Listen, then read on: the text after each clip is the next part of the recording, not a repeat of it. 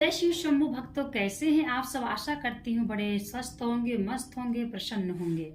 तो आइए आज हम जानते हैं कि भगवान शिव पर आप हमेशा देखते होंगे कि ये भांग अर्पित रहती है। आप शिवालय जाते होंगे या आप भगवान को किसी तस्वीर में देखते होंगे, भगवान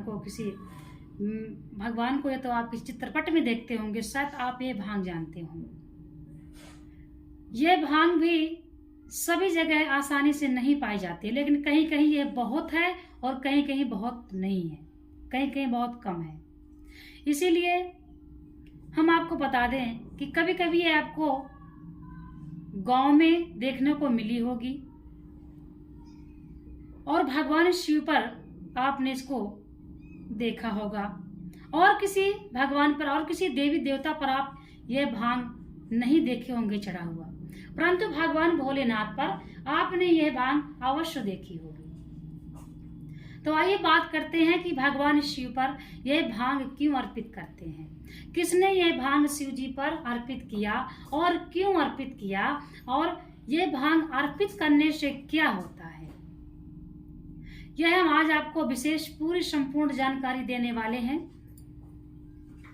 भगवान शिव पर जो भी अर्पित होता है उसका रहस्य है।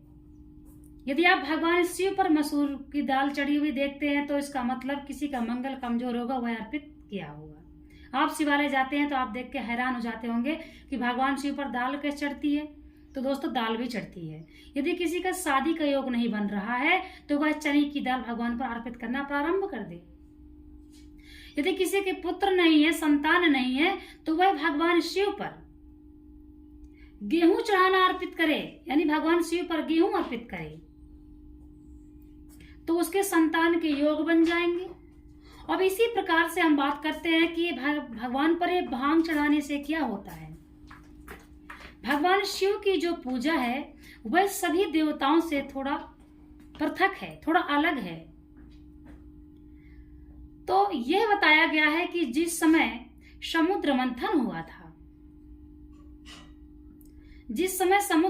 हुआ था, समुद्र से 14 रत्न निकले, तो उनमें से हलाहल भी निकला, विष निकला, विष का कलश निकला। तो अब देवता और दानव सब परेशान हो गए कि अब ये हलाहल किस पक्ष में जाएगा, देवताओं की तरफ जाएगा या फिर दानव भी परेशान होकर भगने लगे, देवता भी। तब भगवान शिव हलाहल को पी गए थे।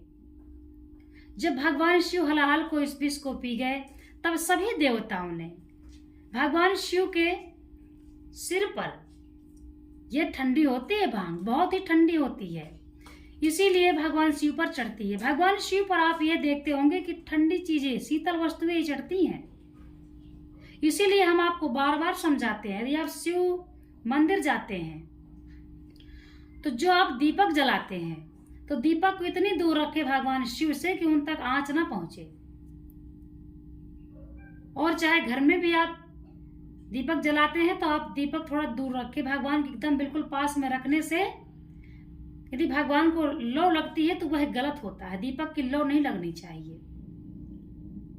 तो ये भांग इतनी शीतल होती है, तो सभी देवताओं ने भगवान शिव पर भांग अर्पित करके और धतूरा अर्पित किया, भांग अर्पित किया भगवान शिव पर, और जल का अभिषेक करते रहे,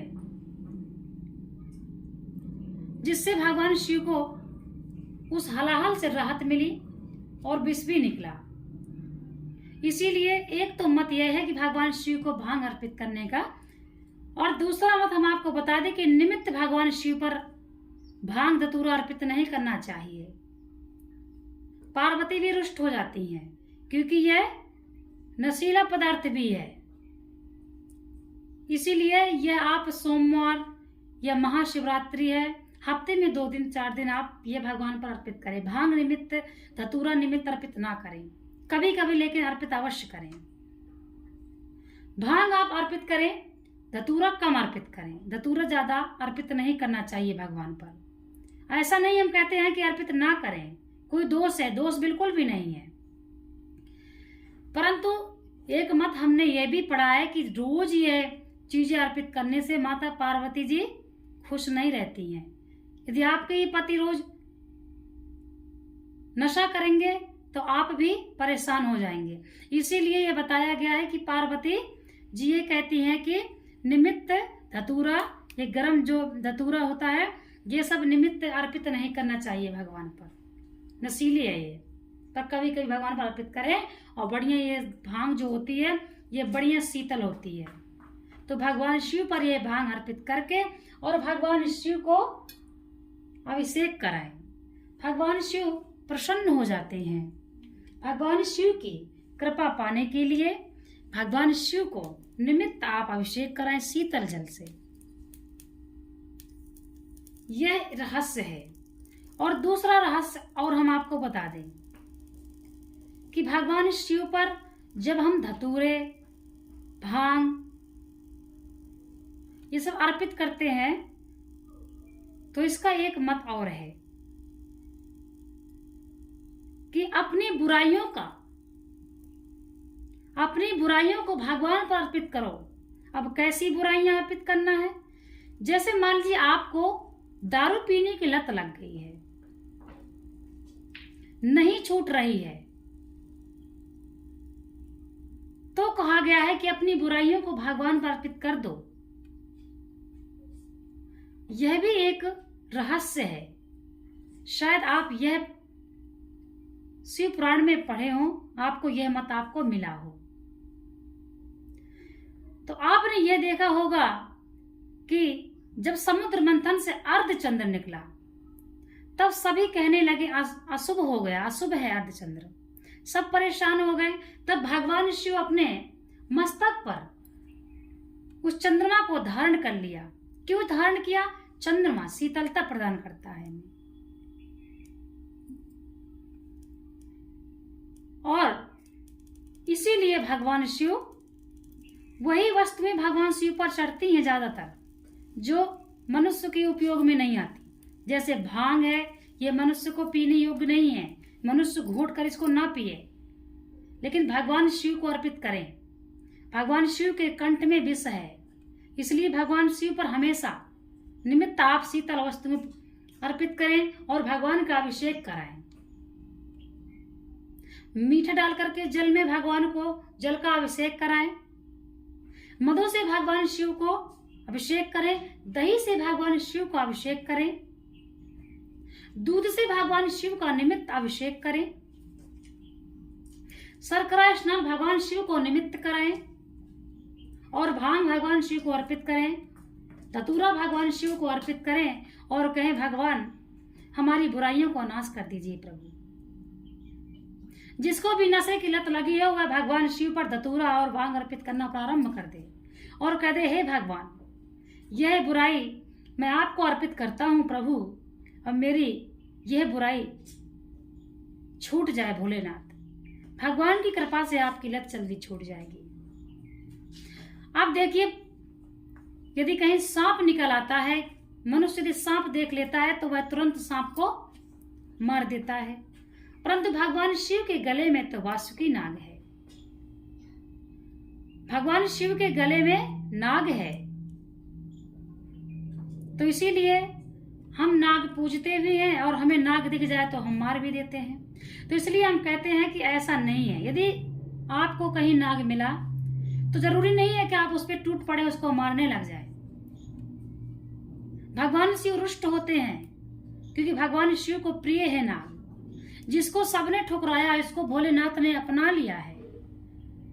यदि आपको ऐसा लगता है कि अब कोई रास्ता नहीं है, मजबूरी है कोई, तभी आप सांप को मारे, नहीं तो मारे। जहां तक हो सके उसको निकल के जाने दें। कोई भी जीव को मारे नहीं जाने दें। इसलिए सांप कभी नहीं मारना चाहिए।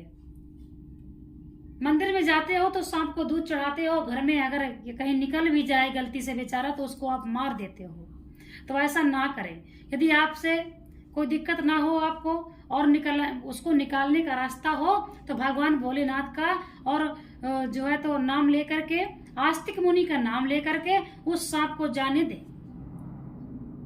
जीवों पर दया करें। इसीलिए हम कहते देखो भगवान शिव की सवारी क्या है, नंदी। नंदी भगवान शिव की सवारी है और सर्प भगवान शिव के गले में है। आर्यचांद भगवान के मस्तक पर है। तो आप भी इन सभी चीजों को सम्मान करना सीखें। भगवान भोलेनाथ कितना प्यार करते हैं, नाग से नाग को अपने गले में रखते हैं। परंतु आपको धतूरा, भांग, नशीली चीजों से, अब बहुत से मैंने देखा है भगवान के भक्त होते हैं जो भगवान शिव के, वो बहुत ज्यादा नशा करते हैं, बोलते हैं हम तो भगवान शिव के भक्त हैं, खूब गांजा पीते हैं, खूब गांजा पीते हैं, खूब चरस पीते हैं। हरिद्वार जाएंगे कांवड़ लेने तो 2-4 दिन के बाद जब लौट कर आएंगे, इसके बाद जब जल चढ़ जाता है तो फिर उनका नशा करना प्रारंभ हो जाता है। हम भोलेनाथ के भक्त हैं। और बहुत से व्यक्ति जाते रहते हैं, रास्ते में भी पीते हैं। तो नशा ना करे, भगवान शिव को अर्पित कर दे अपनी बुराइयां। भगवान भोलेनाथ कहते हैं अपनी बुराइयों को मुझे दे दो, उसके बदले हमें क्या मिलेगा? हमें खुद शीतलता प्राप्त होगी। हमें खुद भगवान उस गंदी लत से छुटकारा दिला देंगे जो अब हम अच्छे, यदि हमारे पास हमने कुछ अच्छा बनाया, हमने खीर बनाई तो हमने भगवान को अर्पित किया। भगवान मैं आज बहुत अच्छी खीर बनाऊंगा भगवान के लिए और मैं भगवान को अर्पित करूंगा। तो इसी प्रकार से हम अच्छे हैं तब भी भगवान के हैं, यानी जो मैं पाप करता हूं वह भी भगवान के हैं। अब यह तो नहीं कि मैं पाप करता हूं तो जानकर पाप करूं और भगवान के नाम छोड़ दो। मान लीजिए आप कभी रास्ते में जा रहे हैं, गलती से आप किसी छोटे से कीड़े पर पैर रख देते हैं और इसके बाद अगर आपकी नजर पड़ जाती है तो आप पछताते हैं, बहुत पछताते हैं, अरे क्या हो गया। फिर उसको तो कोई उपाय नहीं है क्योंकि अब तो हमसे गलती हो गई। तो भगवान से यही प्रार्थना करना चाहिए कि हे प्रभु इस जीव को मुक्ति देना, और हे प्रभु मैं जो पुण्य करता हूँ वह भी आपका और पाप करता हूँ प्रभु वह भी आपका, जो मुझसे भूल से पाप हो गया वह भी आपका। प्रभु मैं जैसा भी हूँ, अधम हूँ, नीच हूँ, निर्लज्ज हूँ, मैं आपका हूँ प्रभु, आप ही मुझे संभालिए। ऐसी भावना रखें और जानकर कोई पाप ना करें। अनजाने में हो जाता है तो उसका भगवान से क्षमा मांगे। गलती करना भूल नहीं है, परंतु गलती करके उसकी क्षमा ना मांगना सबसे बड़ी भूल होती है। ऐसा हमारे शास्त्रों में बताया गया है। तो भांग धतूरा जो भगवान को अर्पित होता है, तो यह नहीं कि जो भगवान शिव के भक्त हैं वो भांग धतूरा घोट घोट करके पीना शुरू कर दें। धतूरा नहीं, भांग, लेकिन बहुत से व्यक्ति घोट के पीते हैं। तो ऐसा नहीं है, यह सब भोलेनाथ को ही अर्पित करिए।